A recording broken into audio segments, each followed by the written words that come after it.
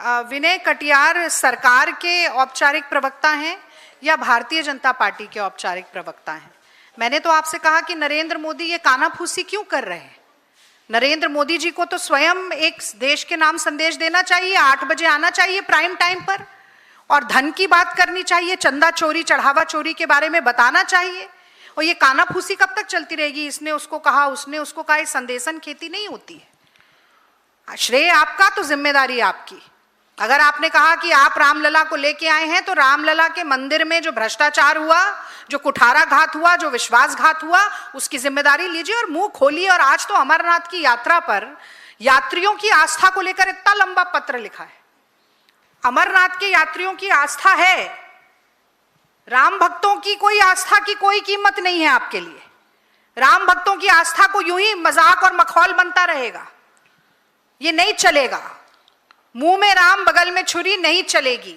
राम के नाम पर लूट नहीं चलेगी। राम के नाम पर सामूहिक आस्था का हनन नहीं चलेगा। Ma'am, RSS has officially released a statement by Dattaraya Hosable. He says that we are condemning the Ayodhya temple donation theft, demanding accountability and reforms while appealing for calm and vigilance against divisive forces.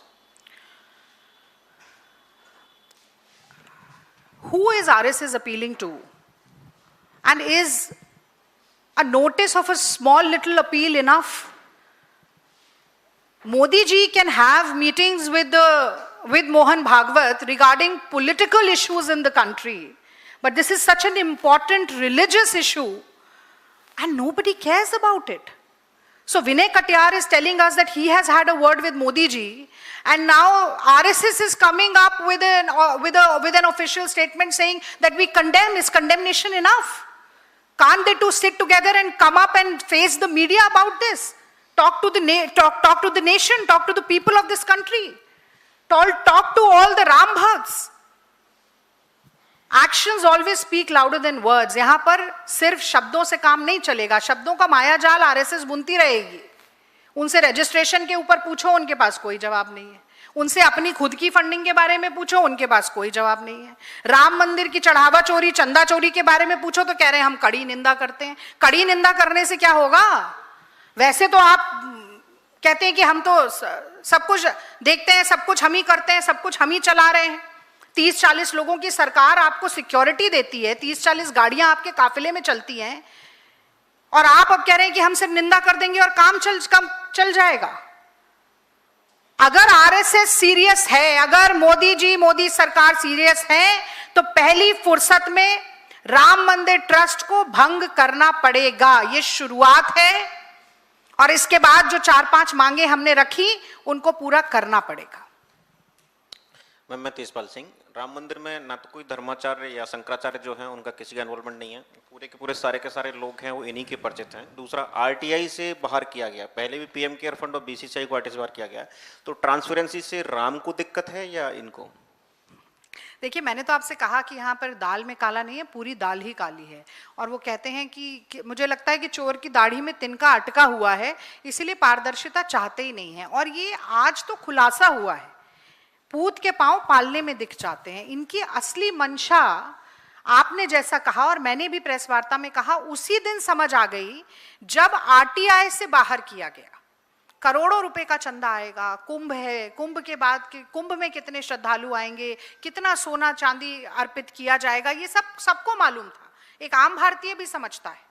लेकिन उसमें धर्माचार्यों, धर्म गुरुओं को अलग रखना, RTI से बाहर रखना, और जैसा मैंने कहा चुन चुनकर केवल अपने लोगों को, आरएसएस को, भाजपा के लोगों को बिठाना और बंदर बांट करना, यानी कि ये सब कुछ सुनियोजित था, इसके बारे में सबको खबर थी। और वो कहते हैं कि धृतराष्ट्र तो अंधे थे, गांधारी ने खुद आंखों पर पट्टी बांध ली थी। तो अब आप खुद आंखों पर पट्टी बांध ले और कह दें हमें तो कुछ दिखाई नहीं दे रहा है, तो ये जनता, ये जो पब्लिक है, ये सब जानती है। आप ऐसे मूर्ख नहीं बना पाइएगा। दूसरा, केजरीवाल जी ने पीसी की थी, उसमें उन्होंने बताया कि 12 बार आईबी ने शिकायत की थी। उसके बाद भी तो उन्होंने कहा कि ये नहीं कहता कि प्रधानमंत्री इसमें इन्वॉल्व हैं या नहीं है, लेकिन पता था उनको। देखिए, अगर प्रधानमंत्री नरेंद्र मोदी जी की नाक के नीचे भ्रष्टाचार चल रहा है, अगर मुख्यमंत्री योगी जी की नाक के नीचे चंदा चोरी चढ़ावा चोरी हो रही है तो ये कह देना जी हमें तो पता ही नहीं था, हमें तो भनक ही नहीं थी, हमें तो जानकारी ही नहीं मिली, हमें तो तब पता चला जब इसका सार्वजनिक रूप से खुलासा हुआ और सीसीटीवी की फुटेज भी गायब हो गई और अब कोई हमारे पास चंपत राय ने इस्तीफा दे दिया है, 7-8 लोग पकड़े गए हैं, 10-10 20-20 लाख रुपए उनके पास बरामद हो गए हैं, तो बस हो गया, काम खत्म हो गया। तो इतने नाकारा और निकम्मे हैं क्या हमारे देश के प्रधानमंत्री भी और मुख्यमंत्री योगी जी भी? राम मंदिर ट्रस्ट उन्हीं ने संसद में घोषणा की, राम मंदिर ट्रस्ट के लोग कौन होंगे उसमें उन्हीं ने निर्धारित किया, और जैसा मैंने बताया शिलान्यास हो, प्राण प्रतिष्ठा हो, ध्वजारोहण हो, उद्घाटन हो, सब कुछ मोदी जी ने किया। और अब वो ऐसे मासूम बन रहे हैं कि मुझे तो कुछ मालूम ही नहीं है। तो कुर्सी है तुम्हारी, जनाजा तो नहीं है, कुछ कर नहीं सकते तो उतर क्यों नहीं जाते? उतर जाइए, छोड़ दीजिए, कुछ नहीं कर सकते। महंगाई क्यों है? कुछ नहीं कर सकते। बेरोजगारी क्यों है? हमें पता नहीं है। नीट पेपर क्यों लीक हो रहा है? 10 साल में 89 पेपर लीक हो गए। महिलाओं की असुरक्षा क्यों बढ़ती जा रही है? हमें पता नहीं है। पेट्रोल डीजल का भाव पूछ लो, हमें पता नहीं है। गैस सिलेंडर कब सब्सिडाइज रेट पर मिलेगा? हमें, अरे भैया आपको कुछ पता नहीं है तो आप काहे कुर्सी पर बैठे हैं? उतर जाइए।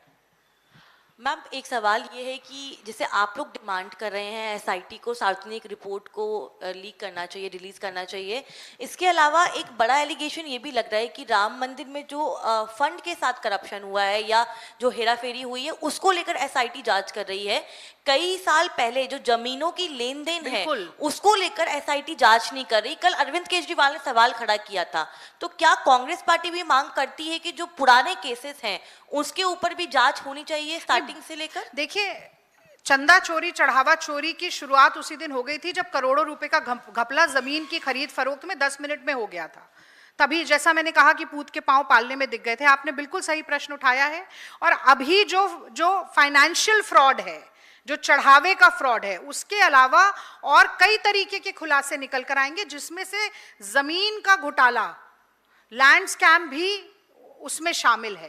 तो ऐसी तमाम चीजें जो परत दर परत खुलती जाएगी, उस सबकी जांच हो। लेकिन शुरुआत सबसे पहले, जैसा कि मैंने कहा, मंदिर ट्रस्ट के भंग होने से और सुप्रीम कोर्ट के द्वारा एक जांच समिति बनाकर उसकी निगरानी में पूरी जांच पड़ताल होने से शुरुआत होनी चाहिए।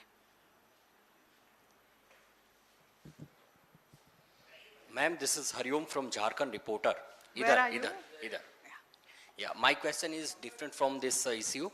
In the wake of speculated delimitation bill, which Modi government is willing to bring again in the upcoming session, how confident Congress is to win the majority seats in case 2029 elections happens after delimitation? See, we are going to fight. And how will this law favor you electorally? Sir, we are going to fight tooth and nail against the Delimitation Act, which comes in the garb of women reservation, but that is a completely separate issue. And today the focus is on Ram Mandir Trust, and I do not want to dilute it. So we will have a press conference on that once we come close to the monsoon session. Thank you, Dhanyavad. Jai Siya Ram.